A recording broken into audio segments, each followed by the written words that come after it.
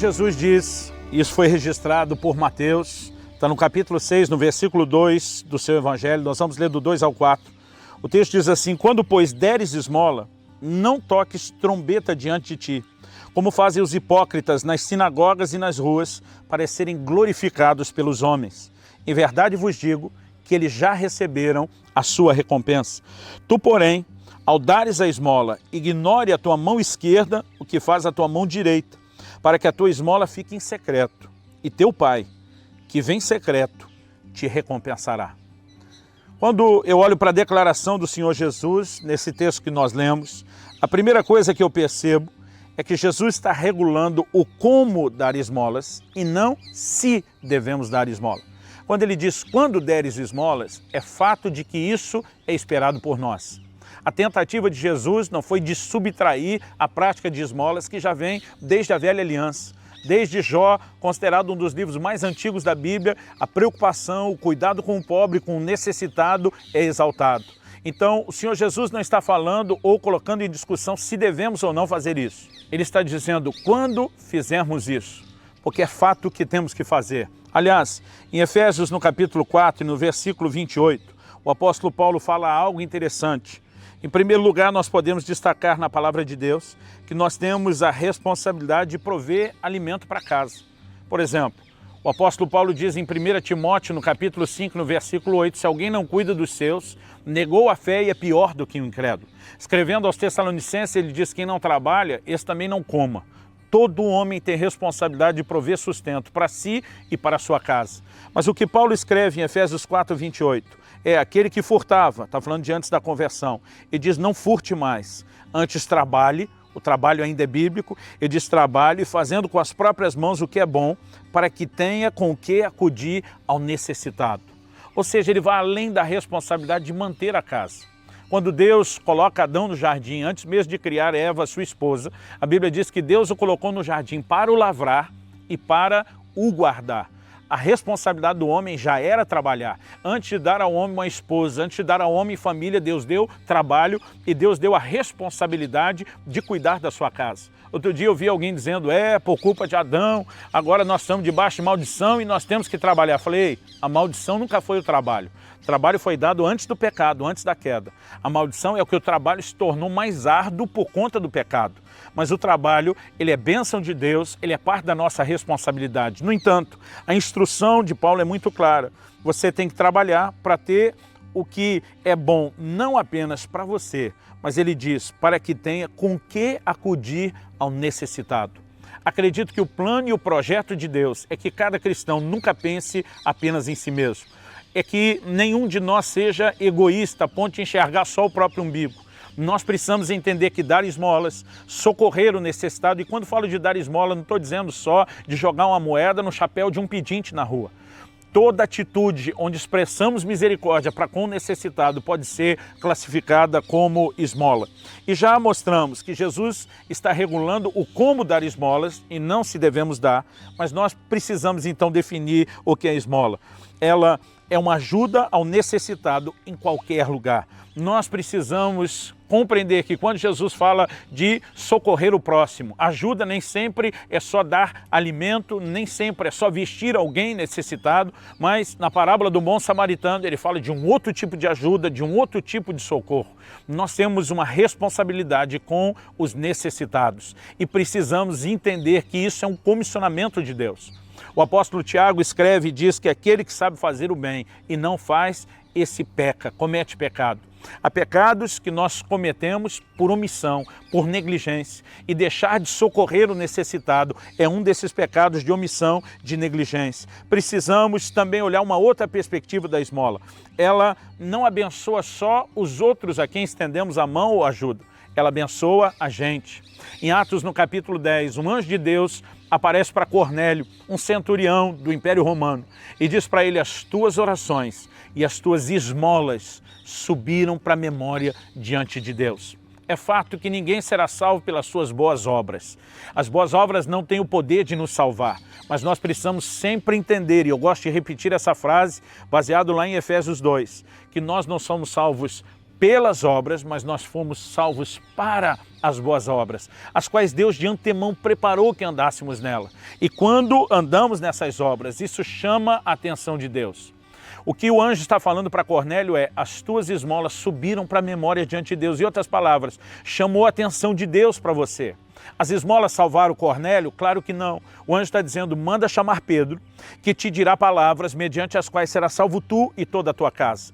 Toda pessoa, por mais que pratique as boas obras, precisa ouvir o evangelho da salvação, precisa de arrependimento, precisa de fé para que seja salvo, precisa permitir que um mensageiro venha com a palavra de Deus mudar e transformar a sua vida.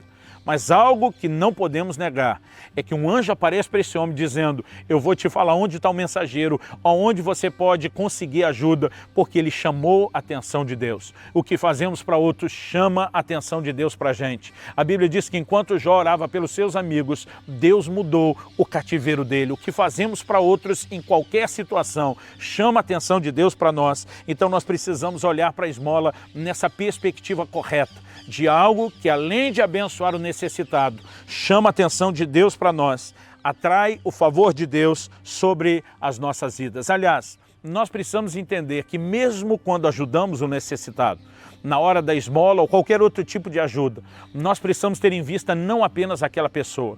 Nós precisamos ver na pessoa daquele necessitado uma oportunidade que surge diante de nós para fazer algo pelo Senhor. Vamos observar o que, em primeiro lugar, o que Jesus disse. Lá em Mateus, no capítulo 25, quando Jesus fala a respeito do que é classificado como o julgamento das nações, o Senhor nos apresenta um entendimento muito claro. Ele começa dizendo a partir do versículo 31 de Mateus 25. Quando vier o Filho do Homem na sua majestade e todos os anjos com ele, então se assentará no trono da sua glória. E todas as nações serão reunidas em sua presença. E ele separará uns dos outros, como o pastor separa dos cabritos as ovelhas. E porá as ovelhas à sua direita, mas os cabritos à esquerda. Então dirá o rei aos que estiverem à sua direita: vinde, benditos de meu Pai, entrai na posse do reino que vos está preparado desde a fundação do mundo. Porque tive fome e me deste de comer, tive sede e me deste de beber, era forasteiro e me hospedastes, estava nu e me vestistes, enfermo e me visitastes, preso e fostes ver-me. Então perguntarão os justos: Senhor, quando foi que te vimos com fome e te demos de comer, ou com sede e te demos de beber? E quando te vimos forasteiro e te hospedamos, ou nu e te vestimos? E quando te vimos enfermo ou preso e te fomos visitar? O rei, verso 40, diz: o rei, respondendo, lhes dirá: em verdade vos afirmo, que sempre que o fizestes a um desses meus pequeninos irmãos, a mim o fizestes. Jesus está dizendo: cada vez que você estendeu a mão para socorrer um desses pequeninos, você não fez algo só por eles, você fez algo por mim. E agora eu vou honrar você por ter feito algo por mim. É lógico que nenhum deles tinha feito isso diretamente para Jesus. Até o próprio texto mostra que eles ficaram surpresos. Diz: quando foi mesmo que a gente fez algo pelo Senhor? É quase como se eles dissessem: não estou entendendo o que o Senhor está afirmando. E ele explica: então deixa eu te mostrar. Quando você fez pelos outros, você fez para mim. Essa é a perspectiva que nós devemos ter, até porque o oposto também é verdadeiro. Verso 41 diz: então o rei dirá também aos que estiverem à sua esquerda: apartai-vos de mim, malditos, para o fogo eterno, preparado para o diabo e seus anjos, porque tive fome e não me deste de comer, tive sede e não me deste de beber, sendo forasteiro não me hospedaste, estando nu não me vestiste, achando-me enfermo e preso não fostes ver-me. E eles lhe perguntarão: Senhor, quando foi que te vimos com fome, com sede, forasteiro, nu, enfermo ou preso, e não te assistimos? Eles vão ficar surpresos, como quem diz: a gente jamais teria negligenciado o Senhor. Então lhes responderá, verso 45, então lhes responderá: em verdade vos digo, que sempre que o deixaste de fazer a um desses mais pequeninos, a mim o deixastes de fazer. Irão estes para o castigo eterno, porém os justos para a vida eterna. O apóstolo Paulo ensinou exatamente as mesmas coisas que Jesus, usando palavras diferentes, uma roupagem diferente para falar exatamente do mesmo princípio. Em Colossenses 3, no versículo 23, ele diz: tudo quanto fizerdes, fazei-o de todo o coração, como para o Senhor e não para os homens, cientes de que recebereis do Senhor a recompensa da herança. A Cristo Senhor é que estais servindo. Ele diz: não sirva apenas às pessoas, enxergue Jesus por trás delas. Veja a oportunidade de fazer algo por mim diante das pessoas que eu permiti que estivessem perto de você. O apóstolo Paulo está falando exatamente a mesma coisa que Jesus falou, e ele apresenta: cientes de que recebereis do Senhor, não das pessoas, recebereis do Senhor a recompensa da herança. Quando servimos as pessoas, nós não precisamos de nada em troca. Eu vejo gente se queixando: eu tenho servido pessoas e sequer recebo um muito obrigado. Eu tenho dito a alguns: nós não precisamos que ninguém veja o que estamos fazendo, não precisamos que ninguém reconheça o que nós estamos fazendo. Jesus diz: faça no secreto. O teu Pai que vem em secreto te recompensará. A recompensa vem dele e nós precisamos aprender a focar nessa recompensa. O que o texto está dizendo é que nós vamos receber do Senhor a recompensa da herança. Eu gosto de um outro texto que está lá em Provérbios, no capítulo 19, e que também nos faz ter a perspectiva de que não só estamos fazendo para Deus, mas do que isso vai produzir para mim e para você, que nos dispusemos a fazer algo a Deus. Falando agora do contexto de esmolas. Provérbios 19, 17 diz: quem se compadece do pobre, ao Senhor empresta, e este lhe paga o seu benefício. Uma outra versão diz: e esse lhe retribuirá o seu benefício. O que significa emprestar a Deus?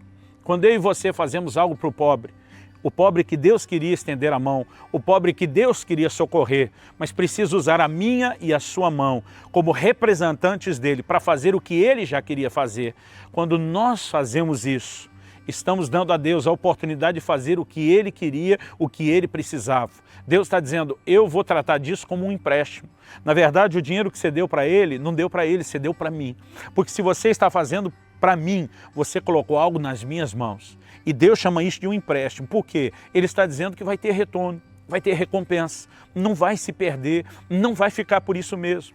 O texto, de uma forma muito clara, diz: este lhe paga o seu benefício. Pense em alguém que paga as suas contas. Pense em alguém que honra os seus compromissos, é Deus. O mesmo Deus que nos diz na sua palavra para não dever nada a ninguém, ele também não fica devendo nada a ninguém.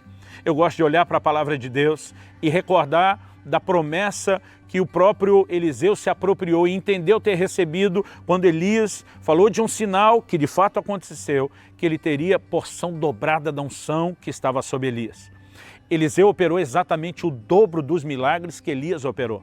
Na verdade, Elias operou 7 grandes milagres, Eliseu 14. Se você somar tudo o que Elias fez, são 14 intervenções ou milagres de Deus, Eliseu tem 28. De qualquer forma, a conta dá o dobro. Mas sabe o que é curioso?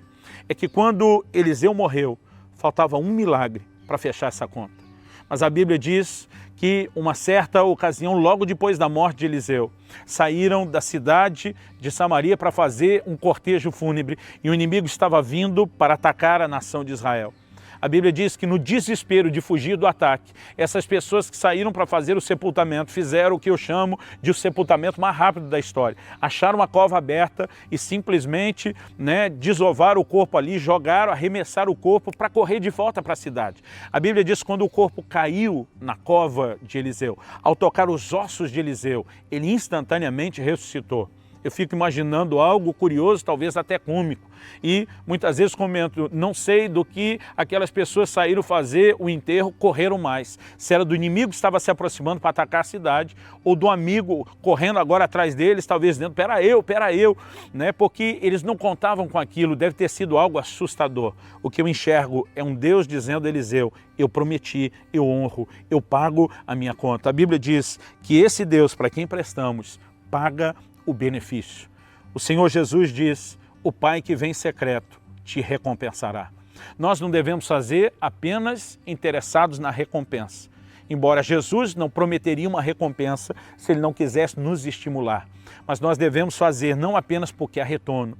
Nós precisamos fazer para aquela pessoa que dá o retorno, que é a pessoa de Deus. A pessoa que eu e você devemos honrar em cada oportunidade de estender a mão. Que o Senhor nos dê graça de nunca desperdiçar uma dessas boas oportunidades. O livro de Hebreus diz que alguns, sem saber, hospedaram anjos. A pergunta é: se um anjo não precisa de comida, não precisa de pouso, não tem necessidade, porque ele simularia uma necessidade sem dizer que é anjo? Eu só consigo enxergar uma resposta. Eu chamo isso de auditoria celestial, fiscalização do céu. O anjo vem muito mais para testar a nossa capacidade de fazer o bem do que porque ele necessita de algo. Que, se por acaso eu e você passarmos por esse tipo de inspeção, que a nossa atitude seja correta e que a gente possa ser aprovado.